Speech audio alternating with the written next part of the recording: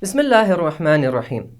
We have a variety of authentic ahadith, and just like verses of the Quran, sometimes we find apparent contradictions between these. Now, instead of being quick in judging and discarding what doesn't sit well with us, we need to first study both sides and see if there is a real contradiction or whether they can be reconciled. In session 10, we established from the Quran and very many ahadith that the Ahlul Bayt had a lofty station with Allah, which came along with a special position in the world of creation, access to special divine knowledge, and so on.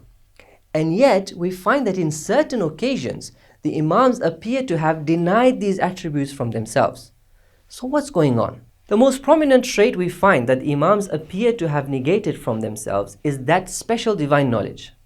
When looking at those ahadith, the first impression we get is that the Imam is suggesting that his knowledge of religion, to say the least, is acquired through normal means, just like any other pious Islamic scholar. But with a bit more pondering and bringing other verses and ahadith in the picture, we come to realize that the Imams did actually indicate many times to the fact that they possess a special type of knowledge and a special role in creation. But they would teach this reality very carefully, such as to avoid people labeling them as gods or prophets. The tendency, especially in those days, was to quickly consider a person divine or claim prophethood for them.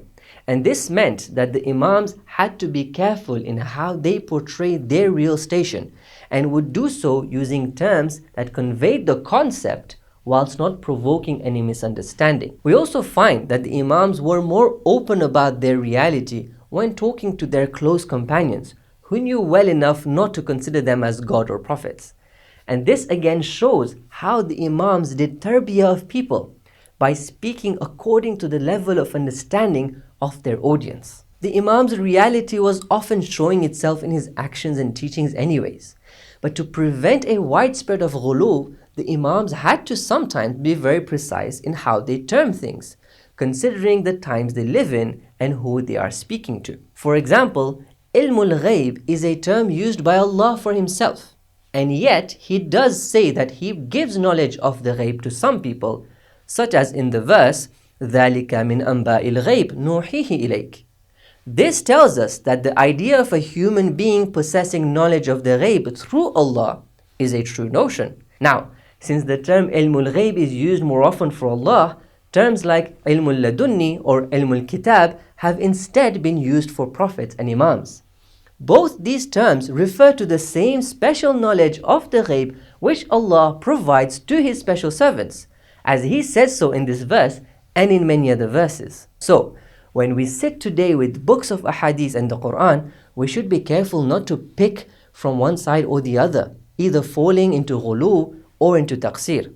The Imams taught us that the truth is far from this false dichotomy, and that there is a middle ground in place. The human being has a very lofty potential and is able to reach a station with Allah that comes along with special knowledge and great abilities provided by Him. And the awliya of Allah, at their peak, the prophets and Imams, have attained these lofty stations. They are not at par with God, the independent being, but they are His absolutely submissive servants who manifest His attributes. This was just a recap. A lot more detail has been given in session 12, so don't miss out.